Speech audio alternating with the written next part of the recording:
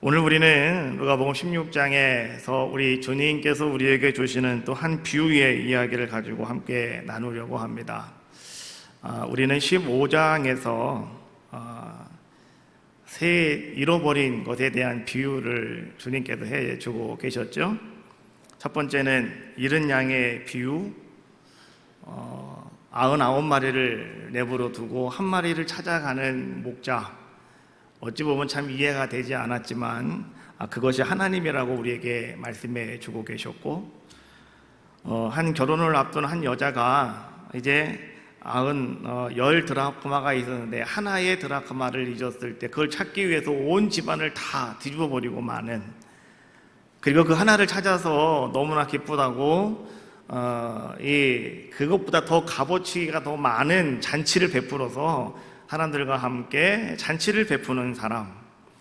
어찌 보면 우리는 이해가 되지 않습니다. 그 하나가 뭐가 중요하다고, 다시 나가서 그걸 가지고 하나를 만들면 되지 왜 그렇게 할까라고 생각을 하고 있었지만, 그것도 바로 우리 하나님이 그런 분이시라라고 하는 것을 우리에게 말씀해 주고 계셨고, 잃은 아들의 비유죠. 마찬가지였습니다. 아버지의 말을 듣지 아니하고 자기 실리를 채우면서 집을 나갔던 아들, 허랑방탕함으로 말미암아 모든 것을 다 잃어버리고 정말 이쁘게 볼 것이 아무것도 없는 그 아들이었는데, 돌아왔을 때 그를 끌어안고 입을 맞추고 입 맞춰주고 큰 잔치를 베푸는 아버지의 모습을 가만히 바라보면서 이거 참 이해가 되지 않는다라고 생각할 수 있었지만, 그것이 하나님이시라고 우리에게 말씀을 해주고 계시는 거죠. 그리고 이제 16절에는 전혀 다른 종류의 비유의 말씀이 우리에게 나오고 있는 것 같지만, 어찌 보면 이 말씀도 그 뒤에 이어지는 후편이다라고 이렇게 우리가 생각을 해 볼 수가 있습니다. 불의한 청지기의 비유입니다. 잃어버릴 수밖에 없었던 한 청지기, 그러나 하나님께서는 그 사람도 하나님은 다시 찾으시고 하나님이 그에게 칭찬해 주시는 그 아름다운 모습, 이것이 바로 우리가 믿는 하나님, 우리가 따르는 바로 그 하나님이십니다 라고 하는 것을 예수님은 계속해서 우리에게 말씀해 주고 있는 것이 아닌가. 그래서 어찌 보면 이 앞에 15장에 있는 말씀과 연결시켜서 우리가 이 말씀을 묵상해도 되고요, 또 떨어뜨려서 우리가 불의한 청지기의 이야기니까 오늘 우리가 조금은 이해가 되지 않는 그런 모습이라 하더라도 이 말씀 속에서 오늘 예수님께서 우리에게 하고자 하시는 말씀이 무엇인가를 발견해 보실 수 있는 귀한 시간이 되어지시기를 주님의 이름으로 축복합니다. 오늘 본문 말씀에 나오고 있는 주인공은 불의한 청지기입니다. 사실 오늘 이 사람은 어떤 자의 모습이었냐고 하면 아주 재질이 너무나 안 좋은 사람입니다. 그리고 오늘 이 사람은요, 주인의 재산을 자기 것인 양 낭비해 버린 자의 모습이라고 성경은 말씀해 주고 있어요. 자, 1절 말씀인데요. 자, 1절 말씀 한번 같이 한 목소리로 보겠습니다.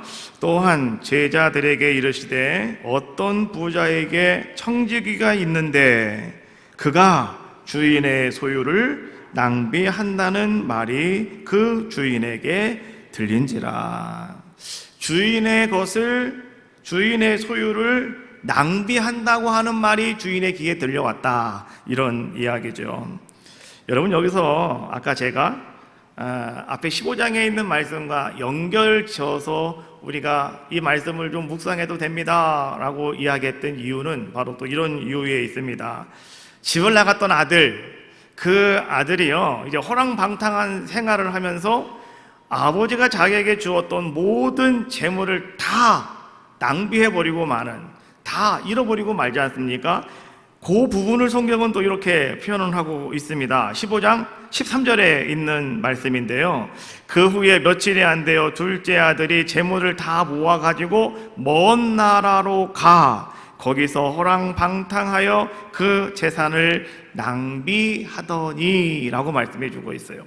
여기서 낭비하더니 요 단어가 오늘 6장 1절에서 주인의 소비를 낭비한다라고 하는 낭비와 똑같은 단어로 기록이 되어 있더라라고 하는 겁니다.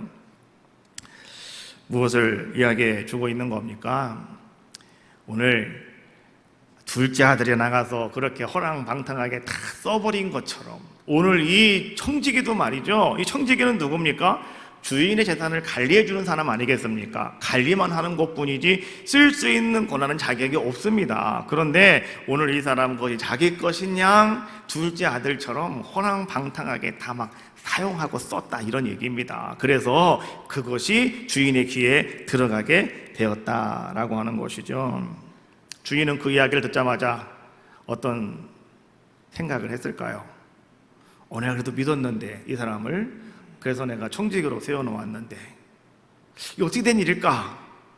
주인은 그런 생각을 하지 않겠습니까? 2절에 그렇게 말씀해 주고 있죠. 주인이 그를 불러 이르되 내가 내게 대하여 들은 이 말이 어찌 됨이냐? 내가 지금 이런 얘기를 들었는데 이게 맞는 거냐? 라고 지금 주인이 그 청지기에게 지금 와서 묻고 있는 겁니다. 그리고 이 주인은 말이죠, 이제 자기 스스로 결정을 내렸습니다. 뭐라고 결정을 내렸습니까? 네가 보던 일을 셈하여라, 정리해라, 이런 얘기입니다. 청지기 직무를 너는 이제 그만해야 되겠다. 오늘 주인이 오늘 이 청지기에게 지금 뭐를 하고 있냐고 하면 너는 오늘부로 해고다 라고 이야기하면서 통보를 하는 그러한 모습을 이제 성경은 지금 우리에게 보여주고 있는 것이죠. 부자가 청지기를 어느 날 갑자기 불렀고, 갑자기 불러서 그 방에 들어갔더니 난데없이 내가 이런 얘기를 들었는데 너는 자격이 없어. 그러니 너는 오늘로부터 모든 것 다 내려놓고 나가라. 이런 이야기를 오늘 이 사람은 듣게 되는 거죠. 그때 오늘 이 사람은 어떤 상태가 되었을까요? 오늘날 많은 사람들이 이야기하고 있는 멘붕이 온 겁니다. 멘붕. 갑자기 머리가 허여지면서 아무 생각도 안 나는 거죠. 큰일 났다. 어쩌면 좋을까? 어떻게 해야 되지? 이런 거죠. 그 부분이 3절에 있는 말씀이에요. 3절 말씀도 한번 같이 읽어보세요. 시작. 청지기가 속으로 이르되 주인이 내 직분을 빼앗으니 내가 무엇을 할까? 땅을 파자니 심이 없고 비로 먹자니 부끄럽구나. 멘붕이 온 상태를 이야기해주고 있는 거죠. 막막한 거죠. 큰일 난 거죠. 이거 어떻게 해야 될까? 정말 방법도 없고 지금 그만두고 나가라는데 갈 데도 없고 이제 어떻게 해야 되나? 우리 식구들은 다 누가 먹여 살려야 되는 것인가? 뭐 복잡함이 그의 그냥 머릿속에 가득 차 있는 뭐 이런 자의 모습이었다라고 하는 거죠. 마치 이것은 오늘날 우리도 이런 모습 갖고 있지 않습니까? 내가 회사에서 열심히 충성을 다하고 아침에 일찍 늦게까지 열심히 일을 많이 잘했는데 어느 날 갑자기 사장이 나를 부르더니 너 오늘부터 나오지 마, 명퇴해 라고 이렇게 막 한단 말이죠. 그러다가 보니까 그때 우리는 어떤 모습이었습니까? 나는 여기서 내가 평생 잘 다닐 줄 알았는데 그게 아니더라는 것이죠. 그래서 그때 말이죠, 야, 어쩌면 좋을까라고 생각하는 그런 상태입니다. 또 내가 그동안 열심히 주인에게 충성을 잘했기 때문에 그래도 뭐 이런 것쯤은 봐줄 줄 알았는데 그런데 이 주인이 말이죠, 냉철하게 한마디로 딱 잘라버리는 거예요. 그만두라고, 나가라고. 이 말을 들었을 때 오늘 이 청지기는 어떤 모습이었을까요? 정신이 바짝 드는 자의 모습이었다라고 하는 것이죠. 오늘 이 이야기를 가지고 오늘 주님께서는 우리에게 이렇게 말씀해 주고 있습니다. 여러분, 오늘 이 사람에게서 여러분 뭔가를 배워야 됩니다. 오늘 이 사람에게서 뭔가를 여러분 배우셔야 된답니다. 그것이 과연 무엇이냐라고 하는 것이죠. 우리가 가만히 바라보면 오늘 이 사람은, 이 청지기는 절대 본이 되지 못하는 청지기 아니겠습니까? 오늘 이 사람은요, 뭘 배울 게 있겠습니까? 배울 것이 아무것도 없는 그저 그냥 범죄자에 불과한 그런 자의 모습이 아니겠습니까? 그런데 오늘 예수님께서는 이 사람의 이야기를 하면서 여러분들에게 그렇게 말씀을 전하고 계셔요. 이 사람을 통해서 너희가 딱 한 가지 배워야 할 것이 있다라고 말씀해 주고 계시는 거예요. 그것이 뭘까요? 오늘 주님은 이 비유를 통해서 그것을 여러분들에게 강조하고 계시는 건데, 그것이 과연 무엇이냐? 그것은 바로 여러분 이런 겁니다. 오늘 청지기는 주인에게 불려가서 이야기를 딱 들었을 때, 아, 나도 이제는 끝났구나. 내가 더 이상은 여기서 살 수가 없겠구나. 어떻게 할까? 그래서 그때에 오늘 이 사람은요, 이제 나에게 해고당할 날짜가 지금 가까이 다가오고 있는 것을 알고 있어요. 아직은 나가지 않았지만, 그러나 이제 언제까지 너 나가야 된다라고 하는 그런 아마 통보를 받았을 것이고, 그래서 오늘 이 사람은 내가 이제는 통보를 받고 내가 이 집을 나서는 이후에 내가 보다 더 안정적으로 살아가기 위해서는 내가 지금 내가 무엇을 과연 해야 될 것인가? 그래서 오늘 이 사람은요, 나에게 해고 날짜가 가까이 옴을 그는 직시했고, 그래서 그는 그날 이후를 아직 해고당하지 않았던 그때에, 해고당하기 바로 직전에 그는 모든 일들을 잘 준비하고 대비하는 자의 모습이었다. 이것을 배우라고 예수님께서는 우리에게 말씀해 주고 계시더라라고 하는 것이죠. 예수님 말씀하셔요. 세상 사람들도 이렇게 자신의 끝날을 잘 대비한다. 그러니 믿는 너희들도, 신앙을 가지고 살아가는 우리들도 이것을 보고 배워야 된다라고 말씀해 주고 있는 거죠. 그럼 이것이 뭘까요? 그것은 다른 것이 아니라 너에게도 끝은 온다, 이런 얘기예요. 나에게도 끝은 온다는 거죠. 그것을 알고 살아가야 된다. 오늘 예수님은 이것을 지금 우리에게 말씀해 주고 계시는 거죠. 이 말을 조금 더 멋진 말로 표현을 하면 종말론적 인생관, 이렇게 이야기하는 겁니다. 반드시 끝은 나에게 찾아오고, 그리고 그것을 내가 알고 살아가는 삶, 이것을 이 불의한 청지기를 보고 배워라 라고 말씀해 주고 있는 거죠. 내 인생에도 끝날은 온다. 지금 여러분들이 있는 그것이 안락해 보여도 나에게도 끝날은 찾아온다 라고 하는 것. 지혜자 솔로몬이 전도서를 기록을 하면서 그 전도서의 대주제가 무엇이었냐고, 바로 그것이었어요. 내 삶에도 끝날은 온다라고 하는 거예요. 전도서 3장 1절부터 8절까지 말씀을 한번 읽어볼 건데요, 1절에 이렇게 말씀이 시작이 되어집니다. 범사에 기한이 있고 천하 만사가 다 때가 있나니, 이렇게 시작이 돼요. 그러면서 2절부터 8절까지 때에 대해서 계속 이야기를 합니다. 이거는 저와 여러분이 함께 한번 읽어보겠는데, 자, 제가 앞에 거를 읽으면 여러분 뒤에 거를 읽으시면 되겠습니다. 제가 노란 거는 제가 읽겠습니다. 그 다음부터 여러분들은 그 다음 걸 읽으시면 되겠습니다. 자, 한번 시작 한번 해보겠습니다. 날 때가 있고 심을 때가 있고 죽일 때가 있고 헐 때가 있고 울 때가 있고 슬퍼할 때가 있고 돌을 던져 버릴 때가 있고 안을 때가 있고 찾을 때가 있고 지킬 때가 있고 전쟁할 때가 있고, 빼먹었네요. 찢을 때가 있고 깨맬 때가, 잠잠할 때가 있고 말할 때가 있고, 거기 내가 빼먹었네. 다시 그 8절부터 할게요. 사랑할 때가 있고 전쟁할 때가 있고. 아멘.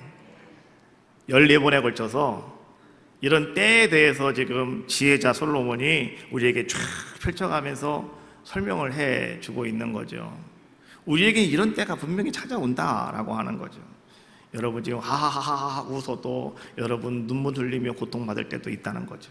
또 고통스럽게 눈물 흘린다 하더라도 여러분들에게도 기쁨이 찾아올 날도 있다라고 하는 거죠. 모을 때가 있으면 던져야 될 때도 있고, 싸울 때가 있으면 무너질 때도 있고, 이것이 바로 오늘 하나님께서 우리에게 행하신 것이다. 그래서 전도 3장 11절 말씀에 보니까 이렇게 말씀하십니다. 하나님이 모든 것을 지으시되 때를 따라 아름답게 하셨고 또 사람들에게는 영원을 사모하는 마음을 주셨느니라. 그러나 하나님이 하시는 일의 시종을 사람으로 측량할 수 없게 하셨도다. 모든 것 하나님께서 그렇게 때를 따라 우리의 인생이 이끌어 가신다는 겁니다. 여러분 그거 아셔야 된다라고 하는 겁니다. 그런데 하나님께서는요, 우리의 인생은 바로 때가 있어서 다 끝이 있지만, 그런 하나님께서는 우리의 모든 사람들에게는 영혼을 사모하는 마음을 주셨답니다. 영원히 사는 것, 끝이 없는 것, 이것을 사모하는 마음을 하나님은 우리에게 주셨다라고 하는 것이죠. 그래서 전도서 12장 1절 말씀에 이렇게 말씀해주고 있어요. 너는 청년의 때에 너의 창조주를 기억하여라. 곧 공고한 날이 이르기 전에 나는 아무 낙이 없다고 할 해들이 가깝기 전에 하나님을 기억하라고. 너의 인생이 흙으로 돌아가기 전에, 이 땅이 하나님의 심판으로 끝나기 전에 너는 창조주 하나님을 기억하라고, 하나님을 바라보라고, 이것을 알아야 된다고 지혜자 솔로몬은 우리에게 그렇게 강조하며 이야기해 주고 있는 거다라고 하는 거예요. 우리는 분명히 아셔야 됩니다. 우리의 삶은 바로 그런 것이다.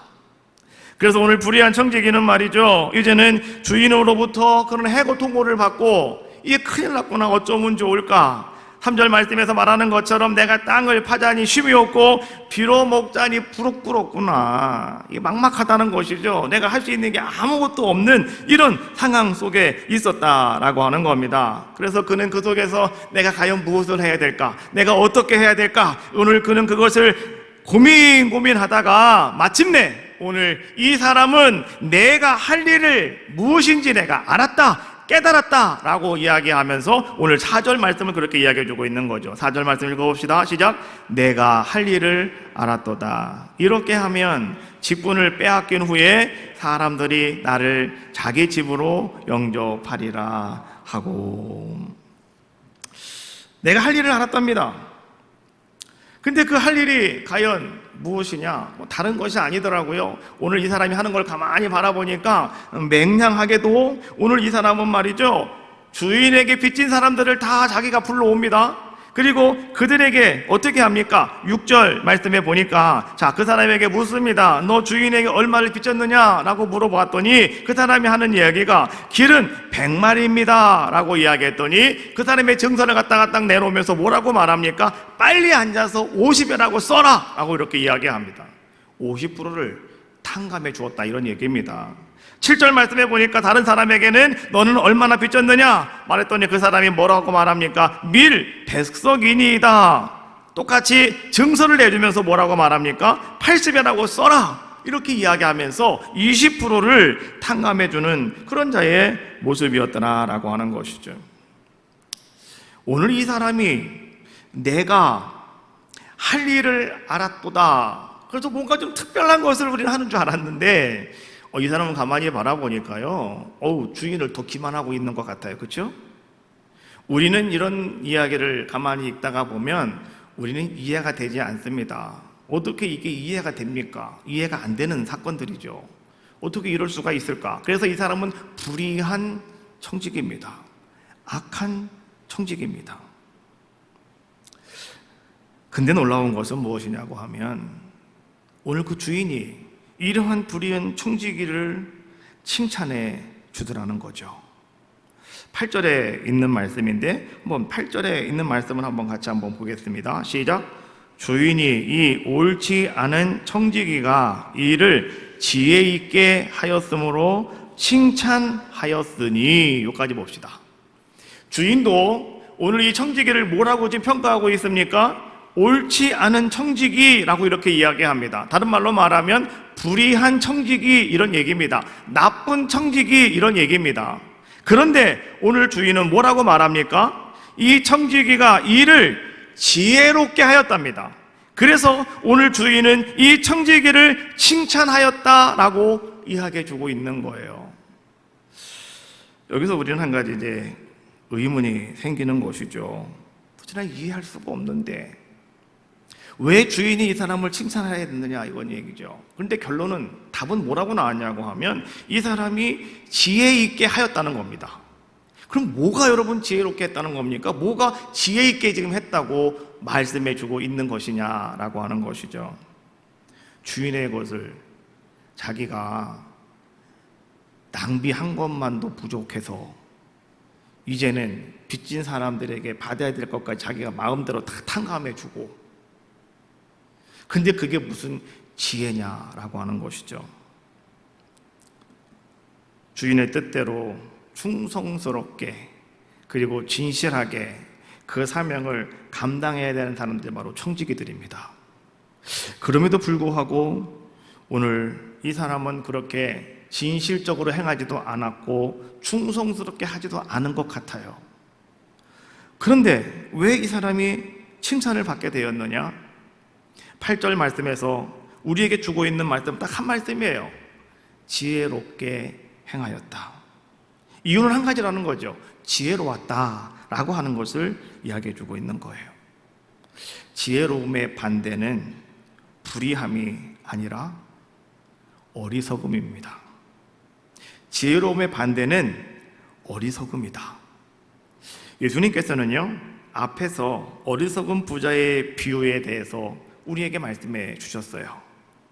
이 어리석은 부자는 여러분, 우리가 아는 것처럼 그 사람은 불의한 사람이 아니었습니다. 그 사람은 누구 사기친 사람도 아니었습니다. 남의 것을 빼든 사람도 아니었어요. 하나님께서 그냥 풍성하게 해주셔서 풍년을 이루어가지고 오늘 이 사람은 창고를 지어놓고 좋다 이런 사람이었습니다. 그런데 그날 저녁에 오늘 이 사람은 갑자기 죽게 됩니다. 다시 말하면 파멸을 맞는 그런 자의 모습이 되었다라고 하는 것이죠. 그 사람이 왜 파멸함에 이르게 되었을까요? 그 사람이 어떤 불의함 때문에 그런 건 절대 아니었어요. 성경은 뭐라고 예수님 말씀해 주셨습니까? 그 부자가 어리석어서 그랬다고 말씀해 주고 있어요.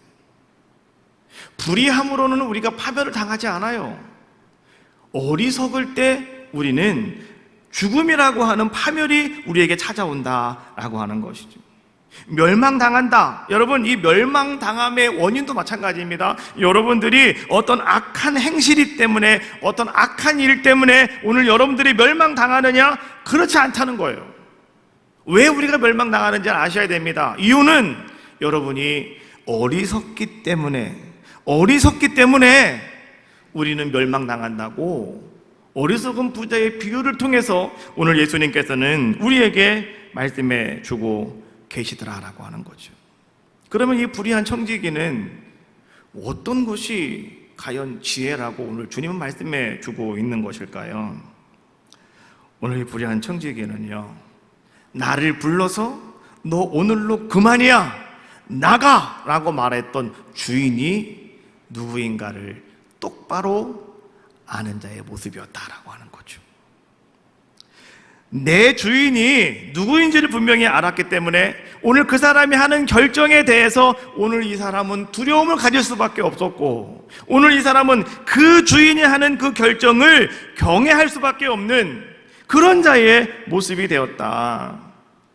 그래서 오늘 이 불의한 청지기는 지혜로운 자가 되었다라고 하는 것을 예수님께서는 지금 우리에게 말씀해 주고 계시더라라고 하는 거죠. 어리석은 부자는 왜 그가 어리석은 자가 되었습니까? 많은 재물로 인해서 그가 안심하고 즐거워하다가 그 사람은 어리석은 자가 되었어요. 그 어리석음이 뭔지 아십니까? 누가 내 인생의 주인이냐, 이것을 그는 헷갈렸다, 이런 얘기입니다. 내 인생의 주인이 누구냐, 이것을 바로 아는 것이 지혜로움이다 라고 하는 거예요. 어리석은 부자는 재물이 그 인생의 주인이었고, 오늘 이 불의한 청지기는 나를 나가라고 말하고 그만하라고 하는 이 주인이 어떤 존재인가를 정확하게 깨닫는 자의 모습이었다라고 하는 것을 이야기해 주고 있는 거죠. 우리가 바라볼 때는 조금 이해가 되지 않는 그러한 말씀이다 하더라도 오늘 예수님께서 이것을 반어법으로 이렇게 사용하셔서 말씀하고 있기 때문에 그래요. 반어법이라고 하는 것은 무슨 이야기를 했을 때 여러분 거기에 뭔가 정확한 답변이 나오는 게 아니에요. 그래서 반어법으로 비유를 하실 때는 많은 이야기들이 있는데 그 중에서 여러분 한 가지의 핵심만 딱 잡으셔야 됩니다. 그래야 우리는 그 말씀을 이해할 수가 있는 겁니다. 이것저것 다 잡다가 보면 우리는 이 반어법의 함정에 빠져버리고 말아요. 그러면 우리는 모든 것을 다 놓쳐버리고 만다라고 하는 거죠. 그러면 오늘 이제 우리는 이 말씀을 좀 더 깊이 한번 우리가 생각해 보도록 하겠는데요. 오늘 이 성경의 이야기는 결국은 어떤 이야기냐고 하면 하나님과 우리의 이야기다라고 하는 거예요. 하나님과 여러분들의 이야기다. 오늘 예수님께서 어떤 한 부잣집에 일어난 어떤 범죄를 고발하시기 위해서 오늘 주님께서 지금 이야기를 하고 계시는 것이 아닌 것 여러분 잘 알고 계시잖아요. 주님은 어떤 집을 고발하려고 하는 게 아닙니다. 어떤 집의 사건을 이야기하는 게 아닙니다. 오늘 주님께서는요, 자, 이 말씀의 초점이 무엇이냐고 하면 오늘 이 불의한 청지기처럼 바로 오늘 나 자신이, 오늘 우리가 그런 사람입니다 라고 하는 것을 예수님께서는 이 비유를 통해서 지금 우리에게 말씀해 주고 계시더라는 거죠. 우리는 누굽니까? 성경이 말합니다. 우린 청지기들이라고요. 맞잖아요. 우린 청지기들이다 라고 하는 겁니다. 우리는 종이 아니고 품꾼도 아니고 우리는 청지기들이다. 하나님 나에게 맡겨주신 모든 것들을 내가 잘 관리하고 내가 그것을 잘 유지해 줄 수 있는 그런 사명을 맡은 사람들이 누구냐? 오늘 우리가 바로 그 청지기들이다 라고 하는 것이죠. 그래서 하나님은 여러분들에게 세상을 다 맡겨주셨습니다. 하나님은 여러분들에게 가정도 맡겨주셨고요, 여러분의 일터도 맡겨주셨고요, 또 더 나아가서 여러분에게 재능과 사명, 직분도 하나님은 다 여러분들에게 맡겨주셨다라고 하는 겁니다. 우린 청지기들로서요, 여러분 분명히 아셔야 됩니다. 청지기는요, 주인의 은혜로 살아가는 겁니다. 그렇잖아요. 주인이 주는 밥을 먹고 그는 살아갈 수가 있고요, 주인이 공급해 주는 것을 가지고 그는 하루하루 살아갈 수 있는 그런 귀한 자의 모습이 되는 것이 아니냐라고 하는 겁니다. 그런데 우리가 하나님과 우리의 이야기라고 했으니까요, 하나님이 우리의 주인이 되시고 나는 그의 청지기라고 한다면 우리는 하나님이 주시는 은혜를 받아서 그 은혜를 가지고 어떻게 살아가는 겁니까? 최선을 다해서 우리는 맡겨진 사명을 잘 감당하며 살아가야 되겠고 이 직분을 잘 이루어 가셔야 되겠는데, 자, 그런데 우리는 어떤 삶을 지금 살아가고 있냐고 하면 그 은혜를 받아 살아가면서 우리는 때때로 나의 주인을 속이더라는 거죠. 누구처럼? 불의한 청지기처럼. 그래서 주인의 소비를 낭비한다고 하는 말이 주인에게 들려왔다. 여러분, 주인에게 그 소리가 들어가기 전까지는 이 사람이 엄청나게 많은 부정을 행했다는 거죠. 그렇죠? 조금 행했거든요. 나타나지도 않습니다. 사람들 돌고 돌아서 서로 돌아올 정도가 되면 이 사람은 엄청나게 지금 주인에게 불의한 사람이었다라고 하는 것을 이야기해 주고 있는 거잖아요. 주인을 속였습니다. 또 주인에게 돌아갈 재산, 그것을 다 자기의 것으로 가로채버리고 말았습니다. 오늘 우리들이 그렇다는 거죠. 우리도 주인을 속이고 주인에게 돌아갈 재산을 우리의 것으로 다 가로채버리고 심지어는 주인이 받아야 될 영광까지도 우리가 다 가로채버리고 마는 이러한 삶을 살아가는 것이 오늘 우리들의 모습이 아닌가. 내가 주인이 아님에도 불구하고 오늘 여러분들은 주인 행세를 하고 있지는 않느냐라고 하는 것이죠. 주인이 가진 소유권을 여러분들 자꾸만 탐하고 주인이 가지고 있는 처분권도 여러분 마음대로 그냥 마음대로 행사하려고 하는 이런 생각을 가지고 살아가는 것이 오늘 우리들의 모습이 아닌가라고 하는 거죠. 결국 죄라고 하는 것은 뭐냐? 그건 다른 것이 아니에요. 우리 스스로가 주인이 되어지는 것. 주인의 소유권, 주인의 처분권, 주인의 양도권, 주인의 용도 변경권, 이 모든 것들을 다 내 것으로 삼아버리는 거죠.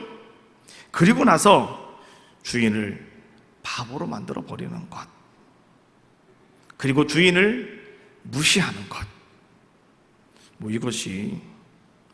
그것이 죄가 아니겠습니까?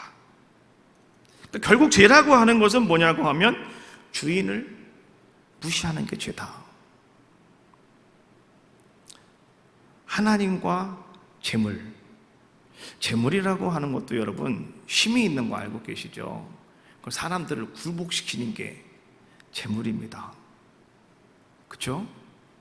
사람들은요, 이 재물에게 자기 생명 바치는 사람들 많습니다.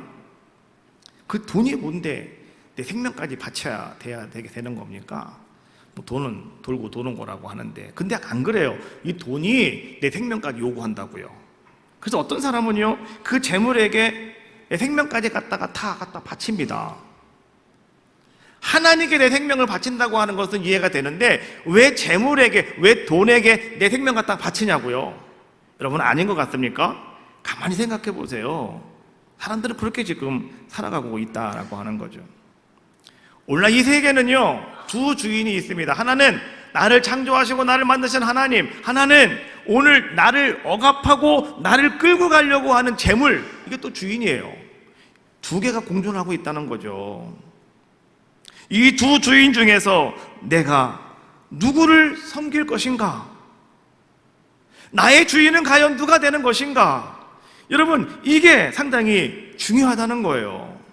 그런데 여러분, 어리석음과 지혜로움은요, 어디서 결정이 되어지느냐? 거기서 결정이 되어진다는 겁니다. 한 부자는 재물을 주인 삼았기 때문에 그 사람은 어리석은 자가 되어서 그는 그날 죽음으로 파멸을 맞이하게 되었고, 오늘 이 불의한 청직입니다. 오늘 우리들이라고 그랬어요. 그럼 오늘 여러분들에게 묻는 거예요. 오늘 여러분은 어떻게 하시겠느냐고 묻고 계시는 거죠. 나는 과연 누구를 섬길 것인가? 어리석은 자가 될 것이냐, 지혜로운 자가 될 것이냐? 그런데 오늘 성경에 뭐라고 말합니까? 오늘 이 사람은 지혜 있게 행하였으므로 라고 말씀해 주고 있죠. 하나님을 선택했다는 거예요. 주인을 잘 선택했다, 이런 얘기입니다. 그래서 그것이 지혜롭다라고 주인이 오늘 이 사람을 평가하는 자의 모습이 되었다라고 하는 거죠.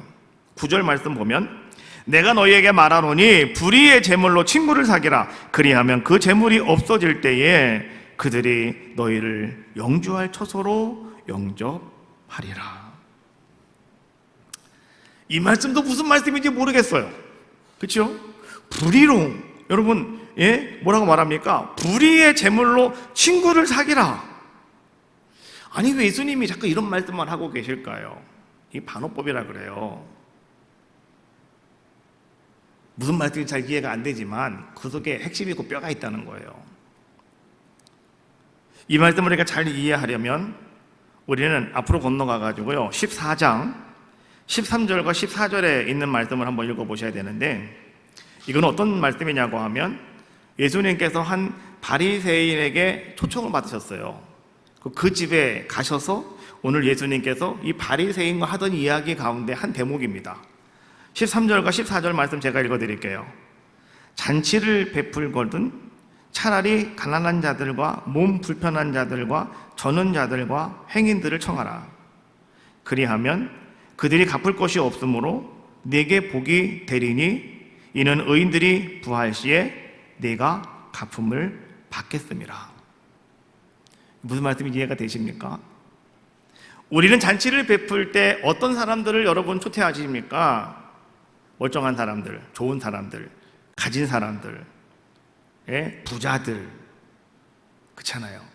부자가 한번 와야 잔치집에 와도 부조금도 많이 낼 거 아니에요. 그러니까 부자가 오기를 우리 기다린다는 거죠. 그렇지 않습니까? 근데 예수님은 뭐라고 말씀하셔요? 오늘 그 예수를 초청한 그 바리새인에게 하는 얘기예요. 잔치를 베풀려거든 그런 사람 부르지 말고 차라리 가난한 자들과 몸 불편한 사람들과 저는 사람들과 맹인들을 청해라. 그들을 초청해라. 그리하면 그 다음에 중요합니다.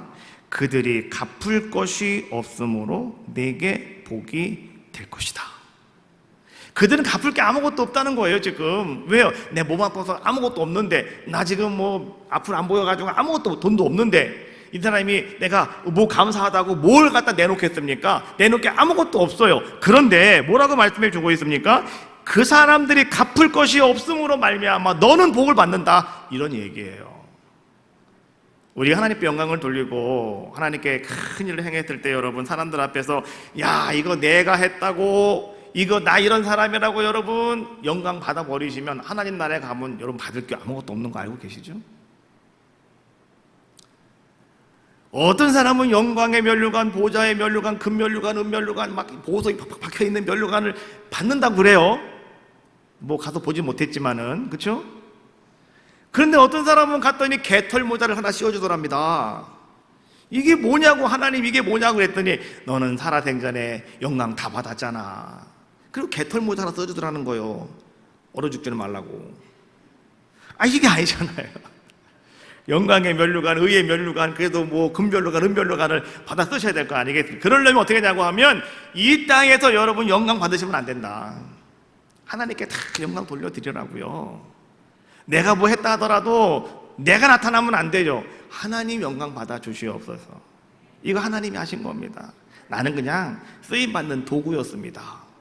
이런 고백이 있을 때 여러분에게 금면류관, 은면류관이 기다리고 있는 것이고, 그거 내가 한 건데 뭐 그거 나라니까. 그럼 그분은 개털 면류관밖에 없다니까요. 그거 기억하셔야 돼요. 근데 중요한 것은 뭐냐고 하면 오늘 이 불의한 청지기는 말이죠, 예수님께서 14장에서 오늘 바리새인의 집에 가서 하셨던 말씀을, 오늘 이 불의한 청지기는 자기도 모르는 사이에 지금 이 말씀을 이 사람은 실천하는 자가 되었다, 이런 얘기입니다. 어떻게 실천했느냐고요? 아까 나왔잖아요. 사람들을 불러다가 어떻게 했습니까? 야, 50으로 써, 80으로 써, 막 했잖아요. 근데 여러분, 우리가 생각을 할 때 그 사람들이 정말 부유한 사람들이었을까요? 아니죠. 그 사람들 그거 갚으려고 다 애쓰는 사람, 못 갚을 사람들, 그 사람들은 그걸 도저히 갚을 능력이 없는 사람들이었거든요. 그러니까 오늘 이 사람이 어떻게 하는 거예요? 야, 넌 어차피 못 갚을 거잖아 이거. 그러니까 내가 감해줄 테니까 이거면 갚을 수 있잖아. 이것만 갚아. 그러면은 자기에게 돌아올 거는 아무것도 없죠. 주인에게 욕만 욕만 먹을 수밖에 없는 상황 아니겠습니까? 그런데요, 잘 보세요. 오늘 이 청지기는 이렇게 했다는 거예요. 그 사람을 데려다가 내가 할 일을 알았도다. 그 일은 바로 그런 거였어요. 이 사람을 데려다가 이 사람의 빛을 탕감해 줌으로 말미암아서 우선 자기가 그 사람에게 고마움을 받아요. 그렇게 이 사람이니까 해주는 거죠. 누가 해주겠습니까? 그거를. 그렇잖아요. 그러니까 그 사람은 항상 그것을 생각하고 살아가는 사람이 돼서 언젠가 지나가다가 밥 한 그릇은 주지 않겠습니까? 그렇죠? 지나갈 때 뭐는 못 줘도 밥 한 그릇은 줄 수 있지 않거든요. 그 사람에게 대해서. 두 번째, 이 사람이 그 사람들을 데려다가 일을 할 때, 말을 할 때요, 이 사람은 항상 한 가지를 빼먹지 않았어요. 이렇게 얘기했어요. 우리 주인이 당신 너무 힘들다고 탕감해 주래. 내가 이게 잘했다. 그래갖고 탕감해 주는 거야. 알았지? 그래가지고 탕감하는 사람마다 먼저 자기 주인을 높이는 겁니다. 우리 주인이 좋은 사람이야. 우리 주인이 사랑이 많은 사람이라니까. 그래갖고 내가 얘기 잘해서 당신 탕감해 주는 거야. 이건 잘 갚어? 이렇게 하다가 보니까요, 이 주인이 나중에 무슨 얘기를 듣느냐고 하면 이런 얘기를 들은 거예요. 동네 사람들이 여기저기서 다 하는 얘기가, 야, 그 정말 저 집 주인, 와, 저 사람 너무 좋은 사람이야. 그냥 우리 상황을 너무너무 잘 이뤄서 너무나 감사해. 내가 정말 어떻게 내 은혜를 갚아야 될지 모르겠어. 막 이렇게 하면서 말이죠, 어떻게 했다는 겁니까? 이제는 오늘 이 사람이 높아지게 되는 그런 일이 생겨나게 됐다, 이런 얘기예요.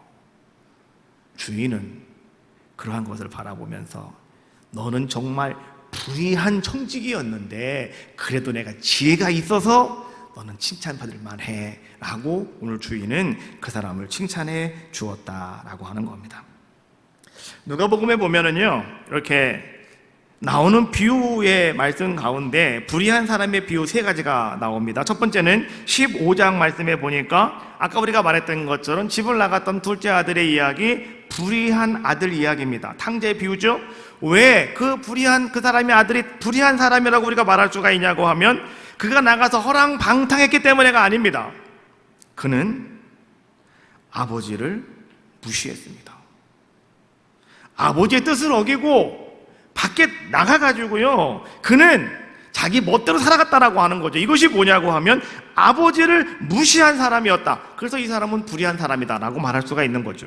두 번째 18장에 보면은 불의한 재판장의 이야기가 나옵니다. 한 가부가 와가지고 말이죠, 나의 억울한 사정을 좀 풀어달라고 막 그렇게 외쳤지만은 이 불의한 재판관은요, 가만히 있습니다.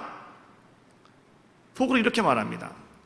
암만 허리 쳐도 필요 없어. 돈 가지고 와. 이러는단 말이에요. 자기에겐 뇌물이 필요한 것이지 와서 소리치는 거 소용없다고 이렇게 이야기하죠. 그 사람이 바로 불의한 재판관이었다. 왜요? 이 사람은 법을 무시하는 자의 모습이었다라고 하는 거죠. 오늘 16장에서 나오는 불의한 청지기 얘기도 마찬가지죠. 오늘 이 사람이 왜 불의한 사람이었느냐? 주인의 재산상 손해를 주어서 오늘 이 사람은 주인을 무시하는 자의 모습. 그래서 불의한 재판관이라고 불의한 청지기라고 성경은 이야기해 주고 있는 거죠. 정리해보면 탕자는 아버지를 무시하고 재판관은 법을 무시하고 오늘 청지기는 주인을 무시하게 되었다. 여러분, 죄라고 하는 것은 나쁜 행동이 아니다. 그럼 죄라고 하는 것은 뭔지 아십니까? 주인을 무시하는 게 죄다. 나쁜 짓이라고 하는 것은요, 주인과 여러분 나쁜 관계에서 나오는 게 나쁜 짓입니다. 그렇잖아요. 좋은 관계에 있으면 나쁜 짓이 나올 수가 없어요. 좋은 짓만 나오죠. 그러나 나쁜 관계가 지금 이루어지고 있기 때문에 그 사람에게서 나쁜 짓이 나오고 있더라라고 하는 거죠. 그래서 회개라고 하는 것은 무엇이냐? 회개는 오늘 여러분들이 내가 이런 나쁜 짓이 있다고, 내가 이런 나쁜 습관이 있다고, 내가 나쁜 모습이 있다고 여러분 와서 하나님 앞에 내가 이 나쁜 짓을 하나님 고치게 해주세요 라고 하는 것이 회개가 아니라, 회개는 뭐냐고 하면 하나님, 내가 이 나쁜 관계가 회복되어지기를 원합니다. 이게 회개라는 거죠.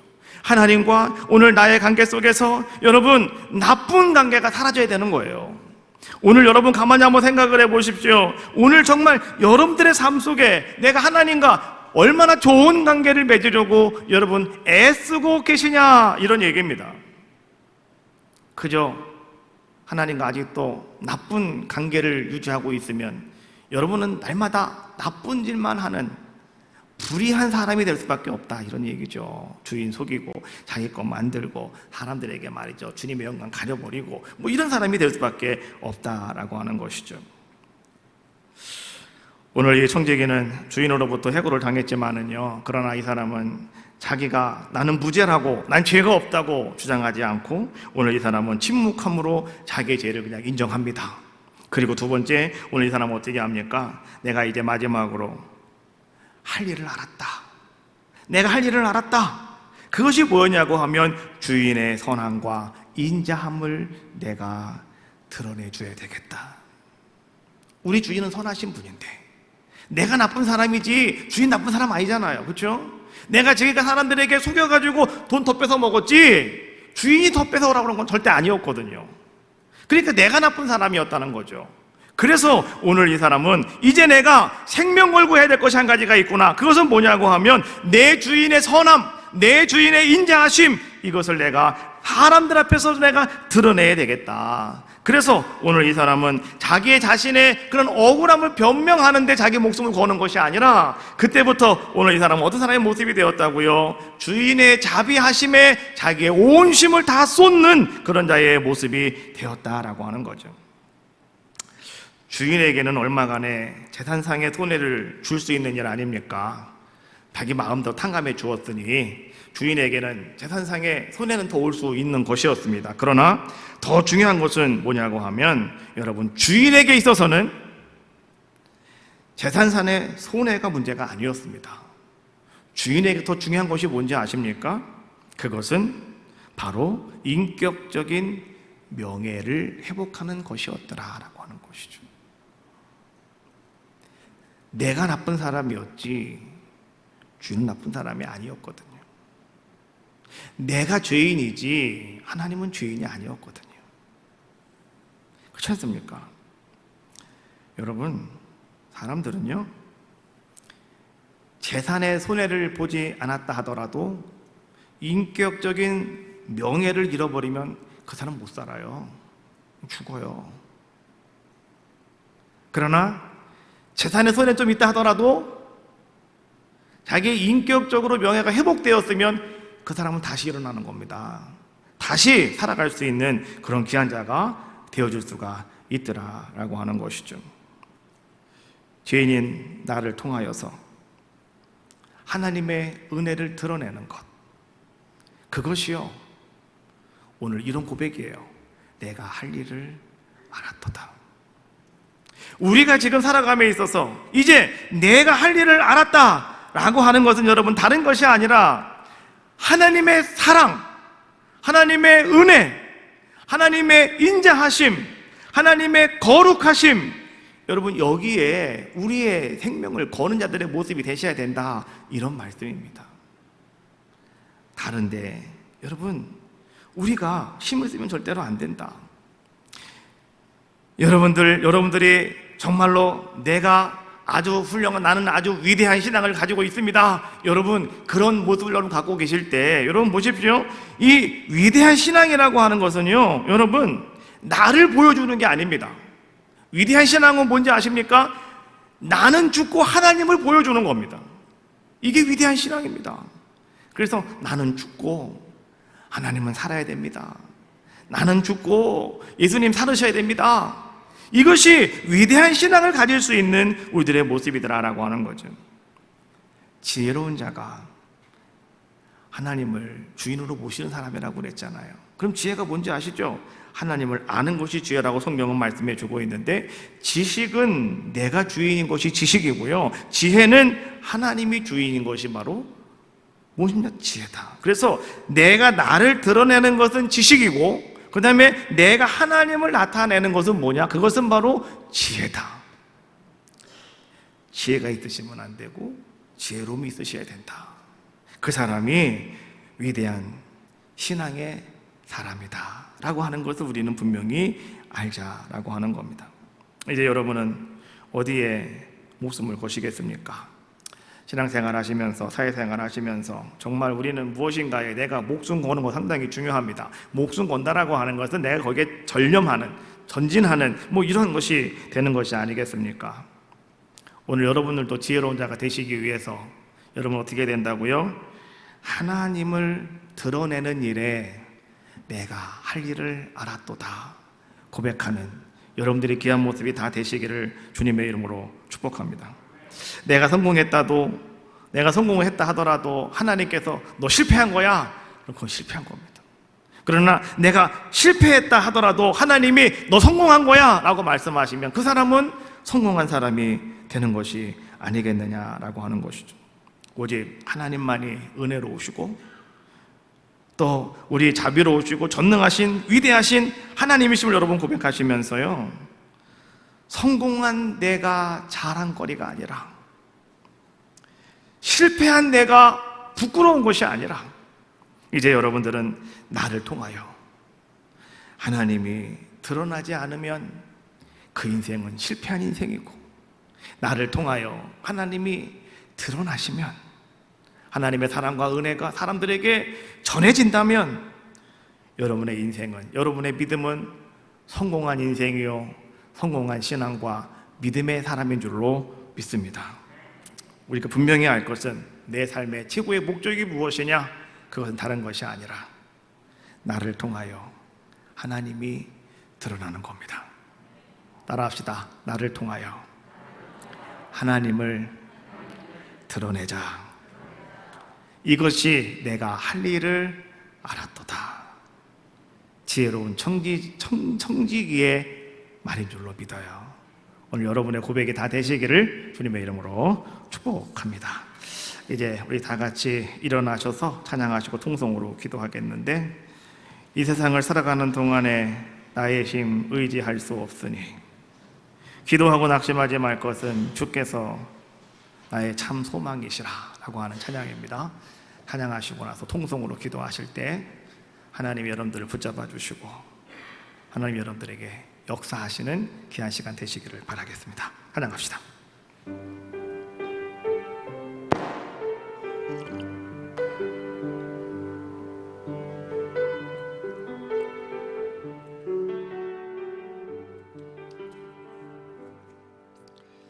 이 세상을 살아가는 동안에